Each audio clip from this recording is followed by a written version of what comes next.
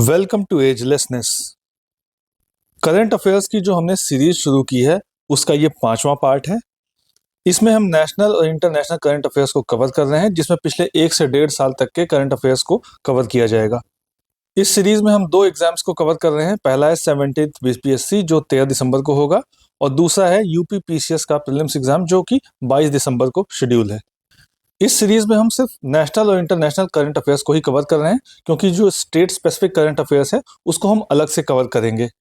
जहां तक बात Uttar Pradesh specific current affairs की है तो उसका वीडियो ऑलरेडी आ चुका है और वो यूपी पीसीएस की जो प्रीलिम्स की प्लेलिस्ट है उसमें है। और जहां तक बात बिहार के स्पेसिफिक करंट अफेयर्स की है तो उसका वीडियो जल्द ही आने वाला है, और उसे आने के बाद बीपीएससी की जो प्लेलिस्ट है उसमें ऐड कर दिया जाएगा। तो अब टाइम ना वेस्ट करते हुए सीधा हम करंट अफेयर्स पे आते हैं। पहला है, किस राज्य ने देसी गाय को राज्य माता गौ माता घोषित किया है? तो इसका आंसर है महाराष्ट्र। महाराष्ट्र ने जो है गाय को, जो देसी गाय होती है, उसे राज्य माता गौ माता घोषित किया है। अब इसके बारे में कुछ और अलग से फैक्ट्स देख लेते हैं जो एग्जाम के लिए इंपॉर्टेंट हो सकते हैं।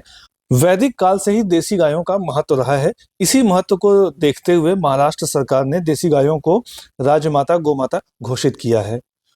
ये निर्णय इसलिए लिया गया है ताकि देसी गायों का संरक्षण जो है उसे सुनिश्चित किया जा सके। आपको पता ही होगा कि महाराष्ट्र में जो देसी गायें हैं उसकी जो गणना 2019 की हुई थी उसमें 20% के आसपास उसमें कमी देखी गई थी। तो इसी को ध्यान में रखते हुए ऐसा किया गया है। ऐसे किसान जो इनका पालन कर रहे हैं उन्हें राज्य सरकार की तरफ से चारा भी उपलब्ध कराया जाएगा। और इसी के साथ साथ जो गौशालाएं हैं उनके संचालकों को हर एक गाय के लिए 50 रुपये पर डे के हिसाब से अनुदान दिया जाएगा। यानी कि अगर वो 10 गाय रखे हैं तो 500 रुपये पर डे उन्हें दिया जाएगा। अगला है, वैश्विक साइबर सुरक्षा सूचकांक कौन जारी करता है? तो इसका आंसर है अंतरराष्ट्रीय दूरसंचार संघ। देखिए, जो भी अंतरराष्ट्रीय सूचकांक वगैरह हैं वो बहुत इंपॉर्टेंट होते हैं प्रीलिम्स एग्जाम के लिए, और इन दोनों एग्जाम्स में ये लगातार पूछे जाते रहे हैं। और कोई भी सूचकांक हो उसके में 3 चीजें तो सबसे ज्यादा इंपॉर्टेंट होती है। पहली ये कि उसे कौन जारी करता है, दूसरा ये कि उसमें भारत की रैंकिंग क्या है, क्या उसमें सुधार हुआ है या नीचे आई है, और तीसरी चीज ये कि उसमें शीर्ष पर कौन है। तो इस तरह से ये जो वैश्विक साइबर सूचकांक है इसे अंतरराष्ट्रीय दूरसंचार संघ जारी करता है। देखिए, जितने भी अंतरराष्ट्रीय सूचकांक हैं उनको एक जगह पर कंपाइल करके हमने एक वीडियो डाली है जो प्रीलिम्स की प्लेलिस्ट में आपको मिल जाएगा, चाहे वो यूपी प्रीलिम्स की प्लेलिस्ट हो या फिर बीपीएससी की प्लेलिस्ट हो। दोनों में ही एक वीडियो हमने डाला है जिसमें हमने ये सारी चीजें कवर की है। जो भी महत्वपूर्ण सूचकांक है उनको कवर किया है। 8-10 मिनट की वीडियो है, कम समय में ज्यादा चीजें हैं उसमें, और सारे जो सूचकांक हैं वो एक ही जगह पे आपको मिल जाएंगे। तो इससे रिलेटेड और भी फैक्ट्स कुछ जान लेते हैं। ये जो वैश्विक साइबर सुरक्षा सूचकांक था, इसका जो 2024 का जो एडिशन था, इसमें भारत को टियर 1 का दर्जा मिल गया है। और इसमें ये जो इंडिया का स्कोर है वो 100 में से 98.49 रहा, यानी काफी अच्छा स्कोर रहा है। कुल 100 अंकों में 90 से ज्यादा जिन देशों को अंक मिलता है वो सभी टियर 1 का दर्जा उन्हें दिया जाता है। और ये जो टियर 1 श्रेणी है इसे रोल मॉडलिंग कहा जाता है। इस सूचकांक में टोटल 5 टियर होते हैं। तो टियर 1 जो है 90 से 100 के बीच का जो स्कोर मिलता है वो टियर 1 है। टियर 2 85 से 95 का स्कोर है। टियर 3 55 से 85 का स्कोर। टियर 4 20 से 55 का स्कोर। और टियर 5 है 0 से 20 तक का स्कोर। टियर 1 को रोल मॉडलिंग कहते हैं, tier 2 advancing, tier 3 establishing, tier 4 evolving, और टियर 5 बिल्डिंग श्रेणी है। तो इसमें इंडिया जो है टियर 1 रोल मॉडलिंग श्रेणी में था, जिसका स्कोर 95 से ज्यादा है। अगला है, हाल ही में किन 5 भाषाओं को शास्त्रीय भाषा का दर्जा देने के प्रस्ताव को मंजूरी दी गई है? तो ये कौन सी 5 भाषाएं जिन्हें शास्त्रीय भाषा का दर्जा दिया गया है? तो इसका आंसर है मराठी, पाली, प्राकृत, असमिया और बंगाली। ये 5 भाषाएं हैं जिन्हें शास्त्रीय भाषा का दर्जा दिया गया है। इसके बारे में कुछ अन्य इंपॉर्टेंट चीजें देख लेते हैं कि देश में शास्त्रीय भाषाओं की संख्या अब 11 हो गई है। यानी कि ये जो 5 भाषाएं हुई हैं इनको जोड़ने के बाद अब टोटल 11 हो गई है। पहले 6 थी, 5 और जुड़ गई, अब 11 हो गई है। 12 अक्टूबर 2004 को शास्त्रीय भाषाओं के रूप में भाषा की एक नई श्रेणी बनाने का निर्णय लिया गया था। यानी कि 12 अक्टूबर 2004 को ये डिसाइड किया गया कि एक नई श्रेणी बनेगी जो कि शास्त्रीय भाषाओं के नाम पर होगी। इस श्रेणी में जुड़ने वाली पहली भाषा कौन थी? तो वो तमिल भाषा थी जो सबसे पहले इसमें जोड़ी गई थी। अब भाषाओं की एक नई श्रेणी बनाई गई है और उसमें कुछ भाषाएं ऐड की गई हैं, सारी नहीं। तो जाहिर सी बात है उनको ऐड करने के पीछे कुछ मानदंड होंगे। तो वो मानदंड कौन कौन से हैं देख लेते हैं। पहला है कि इसके प्रारंभिक ग्रंथों का अभिलेखित इतिहास 1500 से 2000 वर्षों की अवधि का पुराना होना चाहिए। यानी कि जो लिखा हुआ इतिहास है वो 1.5 से 2000 साल पुराना होना चाहिए, उससे कम नहीं होना चाहिए। दूसरा है प्राचीन साहित्य ग्रंथों का एक संग्रह होना चाहिए जिसे बोलने वालों की पीढ़ियों द्वारा विरासत माना जाता है। यानी कि ऐसा एक संग्रह हो जिसे इस वक्त जो लोग बोल रहे हैं उसे एक विरासत मानते हो। और तीसरा मानदंड है ज्ञान से संबंधित ग्रंथ, विशेष रूप से कविता, पुरालेखीय और शिलालेखीय साक्ष्य के अलावा गद्य ग्रंथ। यानी कि उस भाषा में ज्ञान से संबंधित ग्रंथ हो, विशेष रूप से वो कविता हो सकते हैं, पुरालेखीय साक्ष्य हो सकते हैं या फिर शिलालेखीय साक्ष्य हो सकते हैं, और उसके अलावा गद्य ग्रंथ भी हो सकते हैं।